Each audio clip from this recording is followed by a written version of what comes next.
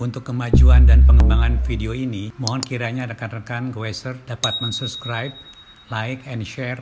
Terima kasih.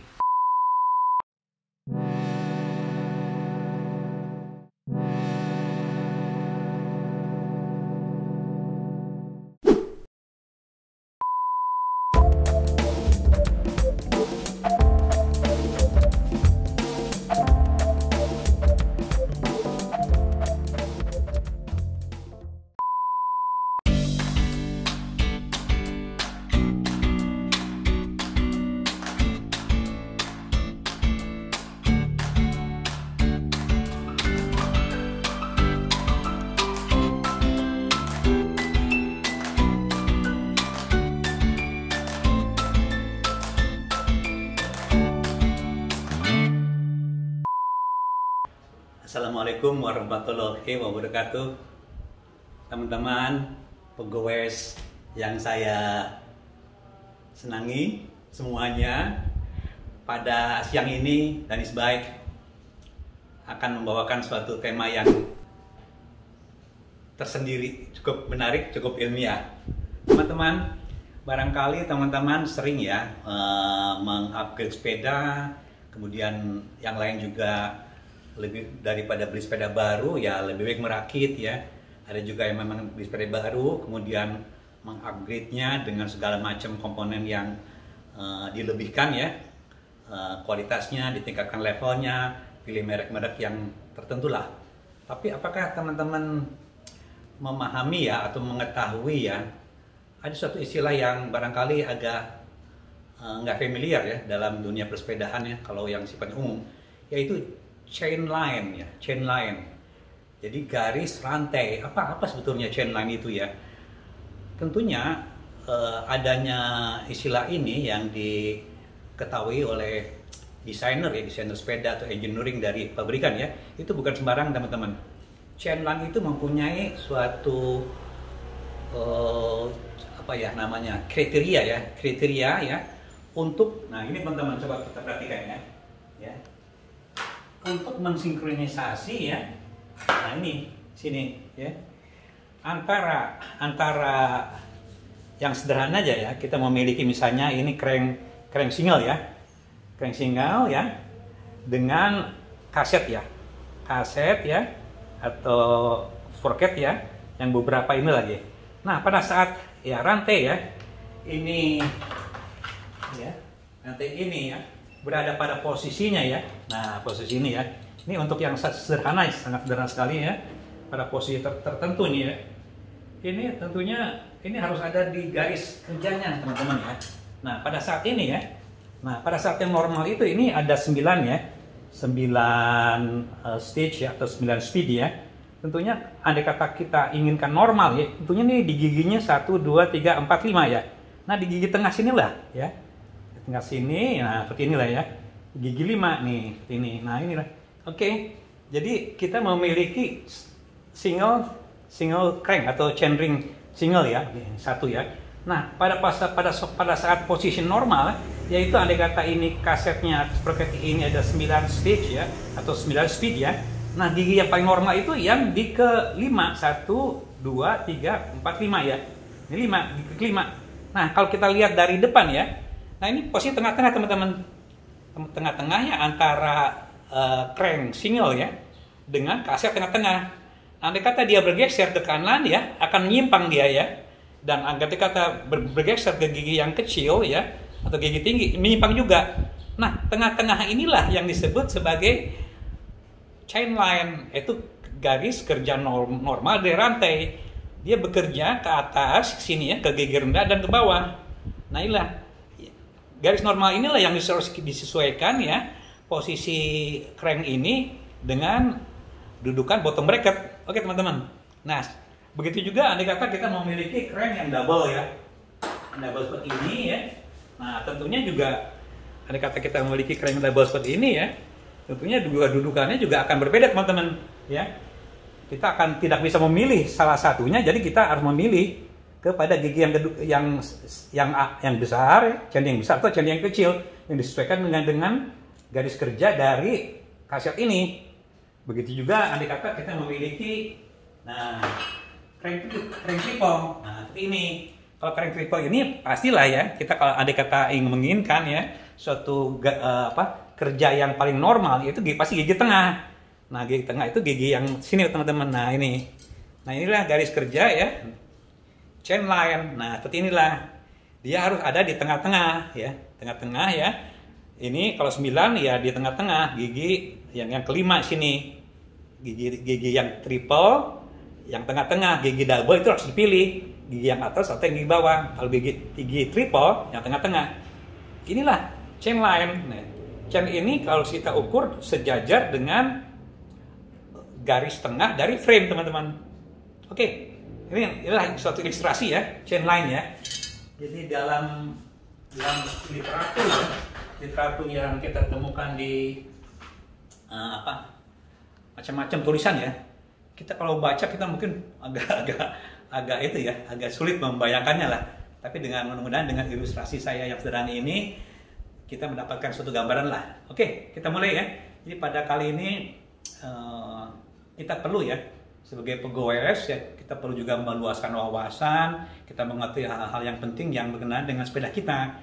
Ada kata kita merakit atau membeli ya sepeda, tolonglah teliti kembali ya chain line-nya apakah sesuai dengan standar atau tidak. Kita bisa akan dengan mudah menentukan itu dengan tabel atau dengan pilihan ya, ukuran bottom bracket yang kita memiliki, speednya berapa dari crank, chainringnya berapa jumlahnya. Nah, komposisi daripada hal-hal yang itulah yang harus kita perhatikan, teman-teman. Jadi dengan demikian kita akan mendapatkan suatu kerja mekanisme rantai ya, rantai, chainring dan kaset itu akan bekerja dengan baik ya. Oke, pada kali ini saya akan membawakan judul mengenai pemilihan ya panjang bottom bracket kotak ya. Bisa ini ada bottom bracket kotak ini ya. Ini bottom bracket yang octalink ya. Oke. Dan yang hollow, teman-teman. Nah, ini 3. Inilah yang rata-rata kita temukan di pasaran atau yang digunakan sepeda ya, 3 jenis inilah kurang lebih. Kalau jenis yang satu lagi yang bottom bracket kotak ini ada yang jenisnya yang gotri. Mungkin sekarang udah agak jarang ya. Yang 3 ini yang kita pentingkan. Nah, dari ketiga bottom bracket inilah kita akan menentukan chain line. Oke, teman-teman ya. Oke, jadi pemilihan panjang bottom bracket kotak, octalink dan hollow sesuai chain line. Nah, ini chain line, teman-teman.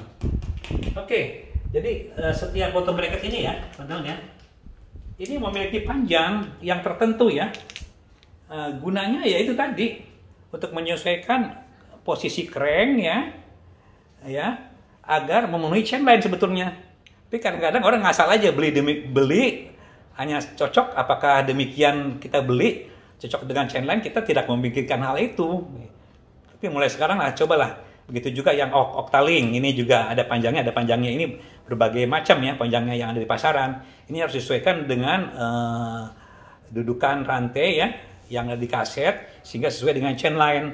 Nah, untuk yang hollow ini ya, kita ya mau nggak mau ya untuk penyesuaiannya kita harus menggunakan spacer ini supaya menyesuaikan kondisi crank ya dalam posisi frame-nya. Oke. Nah, jadi ini balik lagi ya.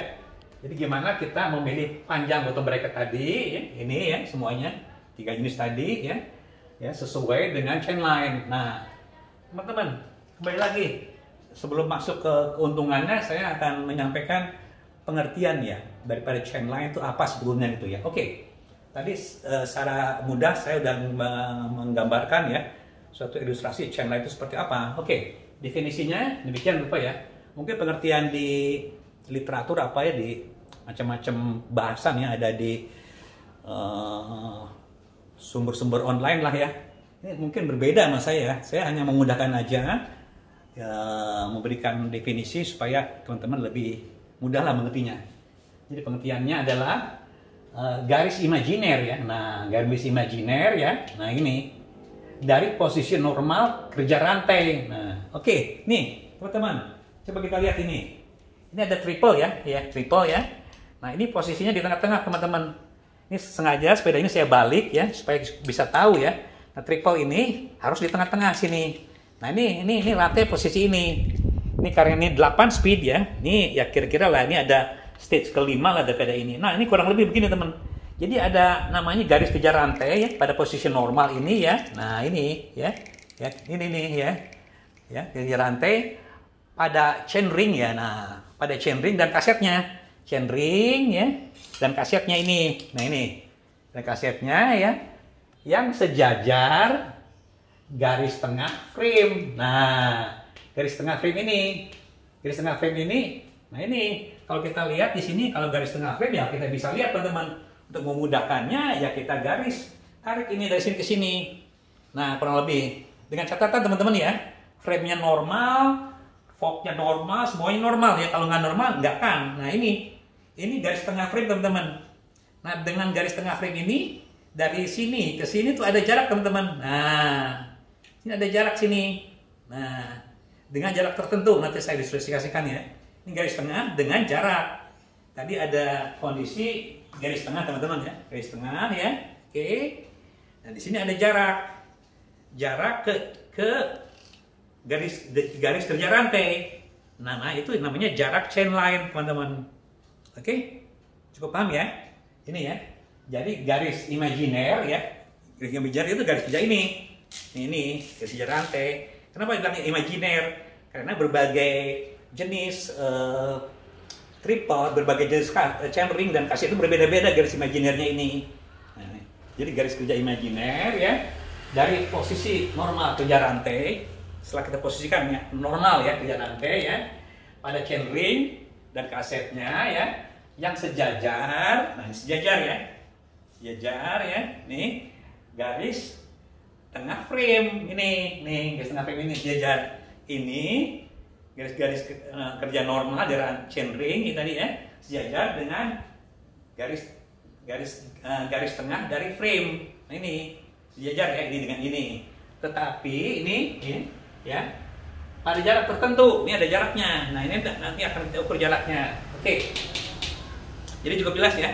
Jadi mudah sekali sebetulnya ya. Apa itu chain line itu tadi ya. Ini itu garis kerja imajiner. Oke. Dengan jarak tertentu ke garis tengah frame. Oke. Nah kemudian, hasil pengukuran jarak ini ya, ada jarak tadi kita ukur ya, itu ya, digunakan untuk menentukan panjang bottom bracket. Nah, kenapa demikian? Karena kita hanya bisa menerima kondisi kaset ini teman-teman. Ini nggak bisa dirubah-rubah nih. Lebar ini 13, berapa, 5 berapa, ini nggak bisa dirubah. Yang bisa dirubah-rubah terhadap posisi ya, posisi hanya bottom bracket teman-teman. Ya, jadi ya, ini tadi pengukuran ini digunakan untuk menentukan panjang bottom bracket. Nah, untuk menentukan panjang ini, nih panjang ini arti ini ya, yang akhirnya ya, atau untuk agar bottom bracket ya, agar posisi chainring memenuhi jarak chain line tersebut. Nah, jadi dengan menentukan panjang bottom bracket ini akan menentukan posisi chainring ini, ya. Bisa bergeser keluar atau ke dalam. Geser keluar ke dalam ini harus sesuai dengan tadi jarak chain line ini, gitu loh. Kalau jarak ini tuh kita tidak bisa berubah teman-teman, karena ini jaraknya tertentu dan jumlah ini juga tertentu. Yang bisa dirubah hanyalah panjang bottom bracket. Jadi bottom bracket yang tidak tepat akan menyebabkan hal-hal yang kurang menguntungkan dari proses pemindahan gigi dan kelancaran mekanisme drivetrain. Oke? Akibat terakhir nanti ada saya jelaskan ya. Jelas. Oke. Jadi ini yang menentukan panjang bottom bracket menentukan dari posisi dari crank ya dan posisi dari chainring ini agar sesuai dengan jarak chain line. Oke, cukup jelas teman-teman. Jadi kita mainkan ya. Kita hanya bisa memainkan panjang dari bottom bracket ini. Oke, teman-teman. Kembali lagi ya. Nah ini nanti kita yang butir ke 3 nanti kita jelaskan ya. Ini pengertian udah. Nah sekarang kita keuntungannya teman-teman. Keuntungan dari atau tujuan ya pemilihan ukuran bottom bracket. Kenapa? Kenapa ini? Kenapa ini penting sekali ya? Penting sekali dalam proses pelaksanaan gitu ya, untuk proses fabrikasi ya di pabrik atau perhitungan-perhitungan yang bagus lah dari sisi drivetrain ya, Begitu juga pada saat kita merakit ya, ataupun kadang-kadang sepeda baru pun mereka nggak peduli ya dari pabrik ya. Akhirnya menyebabkan tidak terpenuhinya chain line karena memilih banyak bottom bracket yang sembarangan aja gitu loh, tidak memenuhi kaidah daripada drivetrain, daripada tujuan daripada chain line yang bagus, yang sesuai dengan standar. Oke, nih kembali lagi ya. Jadi keuntungannya itu adalah menghindari cross chain berlebihan. Oke, dengan posisi standar ya antara kaset ya, kaset ini ya. Nah, ini ya. Dengan crank ya. Jadi nanti posisi rantai ya itu akan memenuhi syarat teman-teman. Andai kata ini bergeser ke sini, jadi tentunya nanti cross chain-nya berlebihan ataupun bergeser ke sini. Yang tengah-tengah ini bagus itu ya tengah-tengah gitu loh.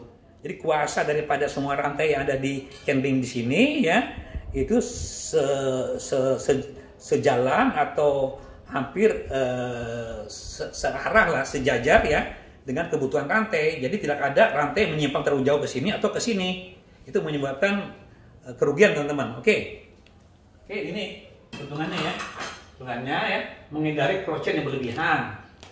Yang selanjutnya menghindari rantai loncat keluar chainring atau kaset. Ya, andai kata kita rantai itu ya terlalu menyimpang ya, dudukannya di crank ya, dia terlalu menyimpang ya, menyimpang seperti ini ya, terlalu jauh ke sini ya, karena chain line-nya itu tidak bagus ya. Ini gampang teman-teman, ini gampang copot gitu atau loncat gitu. Kita harus lurus gitu, lurus. Kalaupun ada perubahan ya, karena ada pergeseran gigi di kaset ya, itu tidak terlalu jauh karena chain line-nya udah diatur demikian rupa, udah di tengah-tengah posisi ini. Oke, yang selanjutnya ini kita akan memudahkan pemindahan gigi rantai. Nah, pemindahan gigi ya rantai ya, terutama di kaset ya. Ini sering sekali kita memindahkan gigi di kaset ya. Ya dengan posisi kaset ya, yang bentangan rantainya ini ya di depannya itu kelihatannya itu ke contohnya yang tunggal aja ya, yang tunggal ini, nah seperti ini ya. Andai kata ini posisinya bagus teman-teman, ini tengah ya, pemindahannya juga bagus teman-teman, daripada posisi ini dalam chain line ya bergeser ke sini. Nah ini salah nih chain line-nya nih, atau ke sini, nanti akan menyebabkan hal-hal yang cross chain-nya besar sekali, pemindahannya juga akan sulit ya, akan bunyi gitu loh. Yang bagus dia posisi sejajar teman-teman, tengah-tengah gitu loh. Nah, ini chain line yang bagus gini, jangan terlalu ke sini, ke kanan ataupun ke kanan ataupun ke kiri sini, posisi ini. Oke, ada kata pun dia akan memindah ya, udah dalam posisi chain line untuk garis kerja yang betul. Oke. Selanjutnya keuntungannya adalah ya, nah ini mencegah kerusakan rantai. Nah dengan posisi rantai yang lurus, cenderung lurus ya, selalu lurus ya dalam operasinya, tentunya rantai akan lebih awet teman-teman. Nah yang paling penting, rantai itu sudah saya sampaikan ya, itu menyita lebih dari 60% ya gesekan ya atau hambatan. Nah dengan posisi chain line yang bagus tentunya ya, ini mengurangi atau minimalisasi hambatan gesek. Oke, inilah keuntungan teman-teman ya. Jadi kita kenapa perlu memperhatikan chain line ini? Tujuannya adalah ini dengan keuntungan seperti ini. Oke, terakhirnya ya kita menghindari hambatan gesek supaya goesnya jadi ringan. Oke, kita lanjut bahas teman-teman ya mengenai berbagai perbedaan antara crank single, crank double, dan crank triple. Oke, untuk memudahkan ya kita mengambil suatu ilustrasi ya, itu dari posisi chain line ya, itu ada 3 teman-teman ya, 3 posisi ya yang mudah ya. Itu crank single ya, tadi ini ya, crank double, dan crank triple. Oke, ada 3 ya. Oke, nah jadi di sini kita ilustrasikan seperti ini teman-teman. Nah ini ya, kita crank single dulu tadi ya. Single ini saya balik aja nggak apa-apa ya. Crank single ini ya. Nah ini kita di sini ada bottom bracket ya, bottom bracket ya. Ini ada chain ring ya, oke. Nah ini chain ring ini. Nah posisi rantai itu ya harus ada dalam posisi rantai yang ini, yang satu-satunya ya. Nah kita tarik ke sini. Nah inilah Dimana ini akhirnya bertemu dengan kaset. Kaset ini pada posisi tengah. Oke. Nah, ini ada garis chain line, garis kerja normal ini. Nah, dari garis kerja normal ini ada namanya jarak. Jarak antara garis kerja normal chain line ini terhadap garis tengah frame ini. Nah, ini untuk crank single. Oke. Di sini ada garis tengah frame ya. Nah, ini ada jarak atau garis kerja chain line. Nah, untuk yang double, nah ini kita double teman-teman ya. Untuk yang double ya, crank double, ini mau tidak mau ya, kita harus memilih gitu loh kan. Milih posisi rantai itu pada posisi chainring 1 ya, atau chainring yang kedua gitu loh. Ini kita harus pilih. Tapi dari tabel ini saya mencoba untuk mengklasifikasi ini ya. Kita pilihlah ya pada posisi chainring ini, posisi chainring 1 ya, sama dengan chainring yang ini. Oke, 1 ya. Nah, ini juga akan berbeda dengan chainring yang single ya. Yang double juga akan berbeda ini jaraknya teman-teman. Nah, ini kita tarik ya. Rantai ini kita letakkan pada posisi yang sesuai dengan adjustment ya.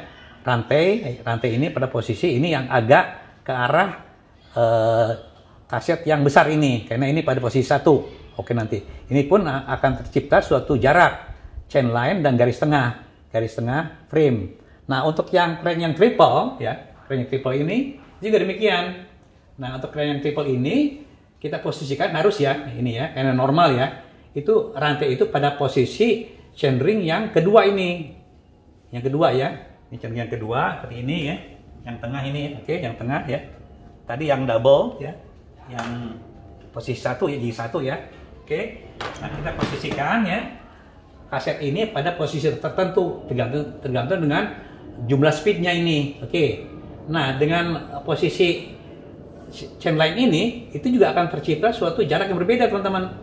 Yang 1, 2, dan 3 berbeda-beda jaraknya karena adanya perbedaan dari jumlah chainring. Ini chainring 1, ini chainring 2, ini chainring 3. Oke, ini kita posisi tengah sini. Kita tercipta suatu jarak dari chain line ya, yang triple ke garis tengah frame ini. Oke, seperti inilah. Oke, ini cukup dipahami ya. Oke, ini. Nah, kita sekarang akan memainkan tabel teman-teman. Tabel ini untuk memudahkan. Karena apa? Kita akan pusing mengkomposisi kombinasi daripada pasangan ini semua. Nah, dengan tabel ini ya, kita akan memudahkan posisi mana yang akan kita pilih ya, sesuai dengan chain line ya, dengan komposisi single, double, dan triple terhadap nih. Nah, kaset yang ada 7 speed, 8 speed, 9 speed, 10 speed, 11 speed, dan 12 speed. Oke, ini komposisinya. Jadi andai kata teman-teman memiliki ya crank single ya ini ya. Nah, kita harus memposisikan rantai ini pada posisi ya 1 ya, tentunya tinggal satu-satunya. Nah, andai kata 7 speed, kita rantai ini kita posisikan pada gigi yang keempat ya. Nah, 8, 45, 9, 5 ya, 10 speed, 5 ke 6, 11, 6, 12 speed, 6, 4, 7. Ini 7 ya. 7 jadi gigi ke-6 apa gigi ke-7 ini. Bisa antara ini ya. Begitu juga yang double. Yang double kita pilih tadi ini, yang double ini ya. Kita pilih bukan pada gigi yang kedua, tapi gigi yang 1 ini. Oke. Nah, kalau 7 speed ya, gimana kita posisikan rantai itu 7 speed itu? Itu pada kaset yang gigi ke-3. Juga yang 8 ini makin meningkat, 9, 10, 11. Nah, 11 terakhir ini kita harus posisikan ya. Contohnya ya, ini double ya. Double ya, kita posisikan ini. Nah, ini untuk yang 11 speed, misalnya 11 speed, gigi ke-5 sama 6. Jadi agak rendah teman-teman di sini. Nah, 5 6 ya. Bisa di sini. Contoh inilah. Jadi makin ke atas ya, itu posisinya itu makin besar ininya, giginya. Makin banyak speednya, posisi ini makin besar teman-teman. Nah, oke, untuk yang triple. Nah, kita ambil posisi yang kedua tadi ini, yang triple ini. Ini. Kita ambil posisi yang kedua ya. Jadi kita pasang ini di tengah-tengah teman-teman. Ini yang tadi seperti yang saya ilustrasikan ya. Pasang tengah-tengah ya. Dikombinasikan ya dengan gigi kaset ya. Ini ya. Nah, ini.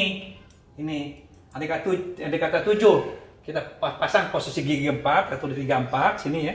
Tuh 2, 3, 4 ya. Nah, ke sini. Oke. Pakai ke sini teman-teman. Nah, 1, 2, 3, 4 ke sini, sorry. Sini nih. Nah, seperti ini. Oke, seperti ini. Ya, ada ke 7 speed, 8 speed antara 4 sampai 5 bisa geser ke sini. Nah, 9 speed yang kelima sini. Nah, seperti ini. Nah, seperti ini.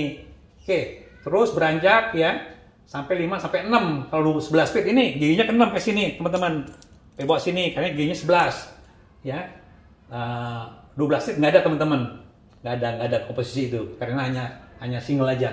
Ini nggak ada double triple. Oke, teman-teman. Itulah teman-teman ya mengenai kombinasi daripada itu semua ya, daripada kombinasi ini semua ya untuk menentukan chain line. Jadi kita akan mudah ya dengan dari tabel ini. Oke, teman-teman. Sebelum masuk ke komposisi pemilihan bottom bracket ya berdasarkan jenis crank ya, kita akan coba teman-teman mengukur ya bagaimana cara mengukur chain line ya dengan mudah ya. Dengan sepeda, kita balikan sepedanya teman-teman. Kita balikan semuanya ya. Nah, inilah saya punya tiga macam jenis sepeda. Ini yang triple teman-teman. Contoh yang tadi pertama triple ini. Yang kedua ada double ini, ya, cranknya double ini ya.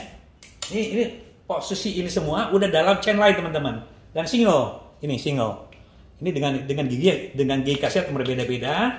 Ini juga gigi kasetnya ada 9 ya, 9. Ini juga ada 8, berbeda-beda teman-teman. Tapi ini udah dalam chain line. Triple, double, single. Oke. Contohnya komplit teman-teman ya. Oke. Kita coba ya. Kita akan mempraktekkan mengukur teman-teman. Kita praktek mengukur.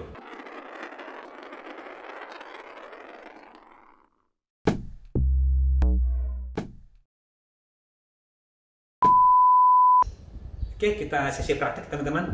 Jadi untuk mendapatkan suatu chain line ya, jarak chain line ya, kita dengan modal ini teman-teman ya, modal stick ya, stick untuk sumpit ya.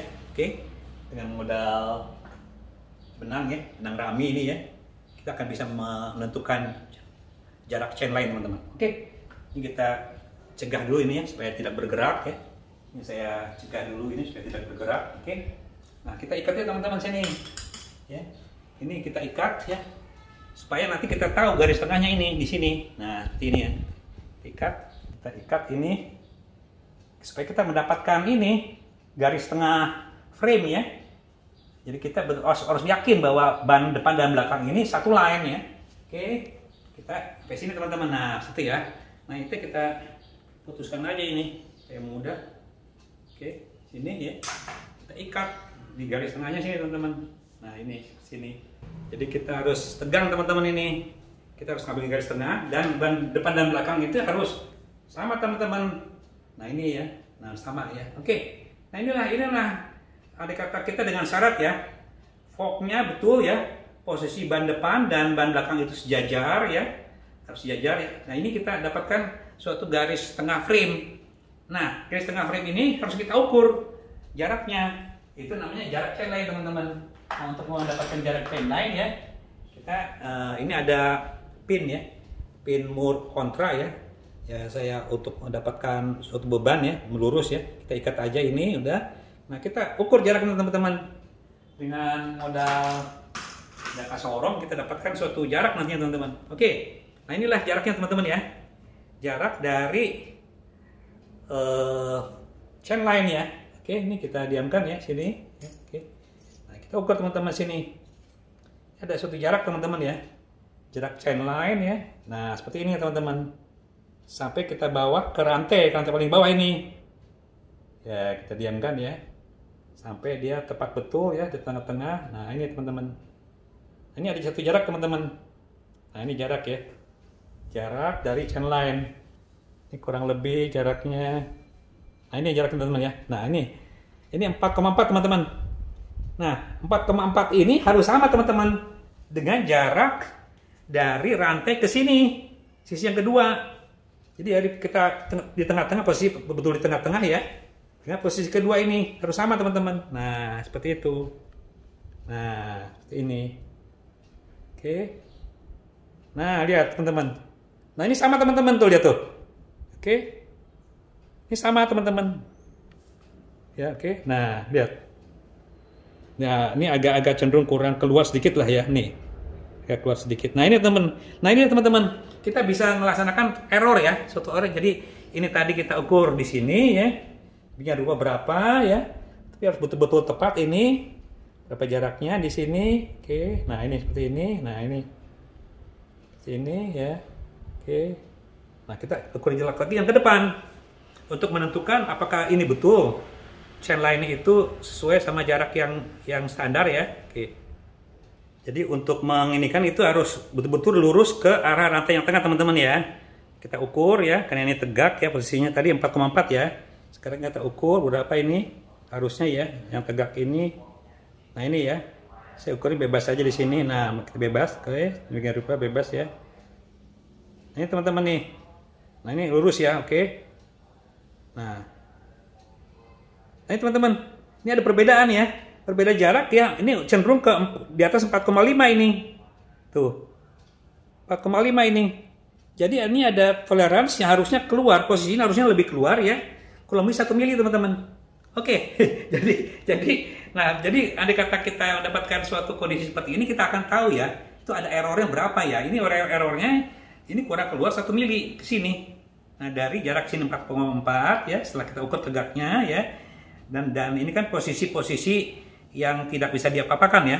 Ini posisi yang tepat 4,4, di sini 4,5. Oke, itu relatif masih mendingan ya, tidak terlalu jauh ya. Itulah jaraknya teman-teman. Nah begitu juga ya. Nah dengan cara pergeseran jarak ini ya tadi dari ini ya, kita akan mendapatkan suatu evaluasi ya dari apakah betul posisi crank ini, chain ring ini ya, itu memenuhi chain line-nya gitu loh. Artinya ini bekerja dalam chain line yang betul tidak dengan jarak yang standar tadi 4,4 ya. Harus sama dengan 4,4 ke sini, harus sejajar ya. Nah, itu ada error 1 mili teman-teman. 1 mili kurang lebih ya, 1 mili jadi 4,4 jadi 4,5. Itulah teman-teman ya. Jadi kalau 1 mili, 2 mili masih agak itu ya. Tapi kalau yang lebih besar mungkin ya, kita harus ganti. Dan begitu juga dengan chain line yang ini teman-teman. Itu kita tarik benang di sini sama ya. Kita ukur di sininya ya. Dari benang sini ya, sejajar ke sini. Kemudian ya, ini berapa? Ini berbeda teman-teman ya. Nah, ini jaraknya berbeda juga ini. Tadi 4 kalau kita kira-kira aja nih ya, sini. Nah, ini malah ini kalau garis tengah ini ya mungkin ini 3 ya. Nah, ini mungkin lah sini 3,2 misalnya gitu ya. Nah, kita ukur di sini. Yang di sini harus sama dengan di sini teman-teman. Di sini. Oke, harus 3,2 juga gitu loh. Ini. Nah gitu teman-teman. Begitu juga yang single. Oke, itu akan mudah sekali teman-teman ya. Kita ketahuan ya. Makin akurat kita menentukan jarak ya dari sini ke sini, itu makin bagus kita menterak chain line-nya teman-teman. Oke, saya kira begitu ilustrasi mudahnya ya. Jadi jangan percaya kepada apa-apa yang direkomendasikan dari bengkel, kita harus mengukur sendiri bagaimana chain line ini ya. Kita peroleh ya. Nah setelah kita tahu chain line ini, kita akan bisa menentukan ini panjang ini kita menentukan ya dengan trial and error posisi crank ini di dudukan bottom bracket. Oke, nah sekarang kita ada suatu ilustrasi yang memudahkan juga teman-teman ya. Itu memudahkan ya. Jadi pilihan panjang bottom bracket berdasarkan jenis crank yang tadi. Balik lagi ya, ini ada bottom bracket yang kotak, ada bottom bracket yang octaling. Nah, kedua-duanya juga ini mempunyai standarisasi ya dari pabrikan ya. Jenis cranknya ini untuk memenuhi crank single ya, double ya, dan triple. Seperti ini. Oke, jadi ini tergantung teman-teman ya. Ini untuk bottom bracket kotak ini ada 8 ya. 1, 2, 3, 4, 5, 6, 7, 8. Ini ada 8 standar. Ini satuannya dalam W kotak ini panjangnya ini ya. Ini dalam milimeter teman-teman. Yang ini panjangnya kurang lebih ini. Nah ini seperti inilah. 118 teman-teman nih. 118 mm ya. Oke. Nah untuk berbagai macam jenis crank kotak ya. Itu ada yang lebih umum ya digunakan. Itu nih. Yang 110 ya. Yang ini 118, 122 dan 127. Ini yang umum nih ini. 1, 2, 3, 4 ini umum gunakan. Nah, jadi andai kata kita menggunakan crank single ya, crank ini ya. Nah, bottom bracketnya ini, nah ini cenderung ke arah luar teman-teman. Pemasangannya ini ya, cenderung ke arah luar. Nah, kalau artinya bottom bracket yang kita pilih itu, yaitu bottom bracket yang cenderung panjang. Ya, variasinya antara 124 mili, 126 sampai 127,5 ini cincin sini. Nah, kemudian untuk bottom bracket yang double ini ya, nah ini, ya. Oke, ini sepeda ini ya. Oke, ini kebetulan yang polo ya. Cenderungnya ya, pemilihannya ya, kalau ini menggunakan bottom bracketnya jenis kotak ya, ini kotak ya, nah, ini kotak ini ya, yang double ya, cenderungnya tengah-tengah teman-teman, ukurannya 120 sampai 122 ini ngambil proporsi ini. Kemudian untuk yang triple ya, nah triple ini cenderung lebih pendek teman-teman bottom bracketnya ini. Nah ini triple antara 110, 113 sampai 118, kurang lebih begitulah. Jadi jangan sampai kita menyasar kepada yang tengah ataupun yang sini. Ini cenderung yang single, ini yang tengah, ini yang double, ini yang triple teman-teman. Nah, oke. Triple itu cenderung agak mendekat teman-teman ya. Dia agak mendekat ke arah sana pemilihannya. Oke. Nah, kemudian teman-teman, yang kedua ya, kita akan pilih bottom bracket jenisnya yang ini, yang Octalink. Nah, yang Octalink ini ya, yang di pasaran itu ada 5 jenis teman-teman. 113, 118, 121 sampai 126. Jadi untuk bottom bracket jenis Octalink ya, Octalink ini ya, kita ada standar 5 standar ya. 113, 118, 121, 123 dan 126. Inilah yang rata-rata yang ada di pasaran ya. Ini lebih sederhana teman-teman. Pilihannya lebih mudah ya daripada yang kotak ini banyak ya, 8 ya. Ini 5 ya. Jadi yang untuk single ya, kita lebih mudah ya ini ya, single ya. Single kita cenderung yang kedua ke atas ya. 123 yang panjang teman-teman ya. Dan 126 ini cenderung ke arah sini ininya. Oke. Yang untuk double seperti ini ya. Nah, ininya ini double ya. Oke. Kita cenderung ke arah sini. 121 ya ini. Tapi ya kembali lagi gitu ya.